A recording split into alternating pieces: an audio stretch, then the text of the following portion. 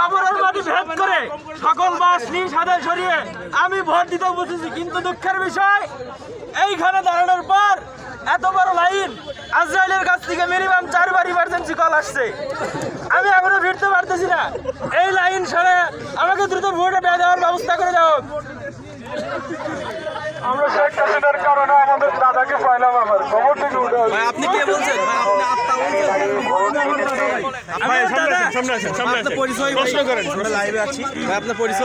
আপনি এভাবে মুখ ঢেকে এসেছেন কেন একটু বলবেন? বিগত বছরের নির্বাচনগুলোতে আমরা দেখেছি যে আগে তো নির্বাচনে আমরা যারা জীবিত ছিলাম আমরা ভোট দিতে পারি নাই, এমনকি কিন্তু সেইখানে দেখা গেছে যারা বিদেশে আছে, এমনকি যারা কবরে আছে তাদের ভোটও হয়ে গেছে। তো তারই একটা প্রদর্শনী হিসাবে আমি এই প্রতীকী প্রতিবাদ বলতে পারি।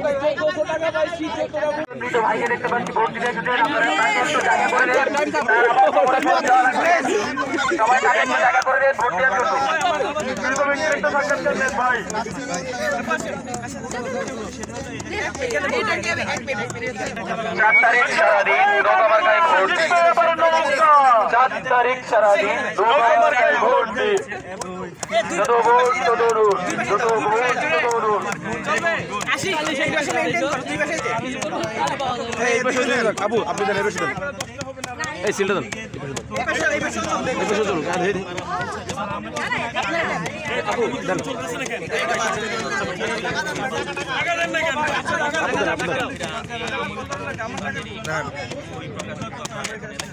ভোট দিতে গেলে নাকি টাকা দেওয়া হবে, এই জন্য ভাই শুধুমাত্র টাকার লোভে ভাই আসছে ভাই, খুব ক্ষুধা ভাই।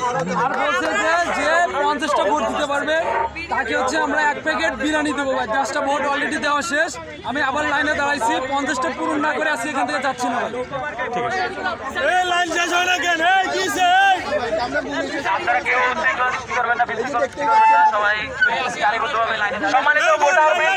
ঢাকা বিশ্ববিদ্যালয়ের সাধারণ শিক্ষার্থীদের পক্ষ থেকে, এবং এখানে লেখাই আছে Dhaka university students rights watch, এরা বিভিন্ন সময়ে যে ছাত্রদের উপরে ছাত্রলীগ এবং আওয়ামী লীগের অন্যান্য ছাত্র সংগঠন যেভাবে ক্যাম্পাসে নির্যাতন চালিয়েছে, গেস্টরুম গণরুম করেছে, সেখানে কিন্তু Dhaka university students rights watch সবসময় নিরপেক্ষভাবে ছাত্রদের পক্ষে দাঁড়িয়েছে এবং ছাত্রদের কণ্ঠ হিসেবে তারা সবসময় নিজেদেরকে জাহির করেছে।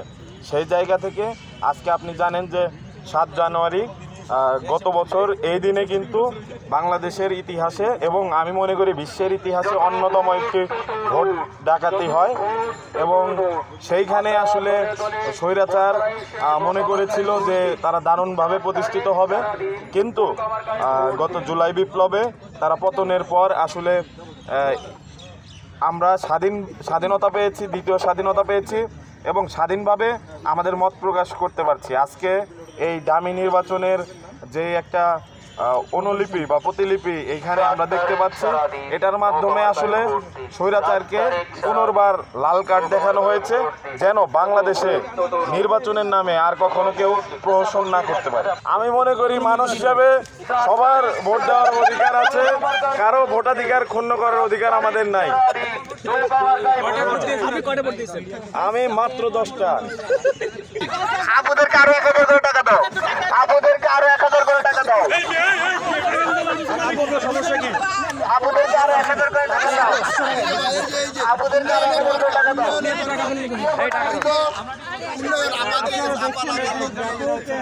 কিন্তু কোনো টাকা দেই না আমরা, তারা স্বতঃস্ফূর্তভাবে তারা ভোট দিতে আসছে, তাদের কাউকে কিন্তু টাকা দিয়ে আনা হয় না। এখানে তারা আওয়ামী লীগকে ভালোবেসে, নৌকাকে ভালোবেসে এখানে তারা উপস্থিত হয়েছেন। আপনি দেখেন তার হাতে এটা কিন্তু টাকা না, এটা কিন্তু টাকা না, আমরা কাউকে টাকা দিই না। তারা যারা ভোটার রয়েছেন তারা সুশৃঙ্খলভাবে শান্তিপূর্ণভাবে তাদের দেশপ্রেমকে দেখানোর জন্য এখানে ভোট দিতে উপস্থিত হয়েছেন। ধন্যবাদ।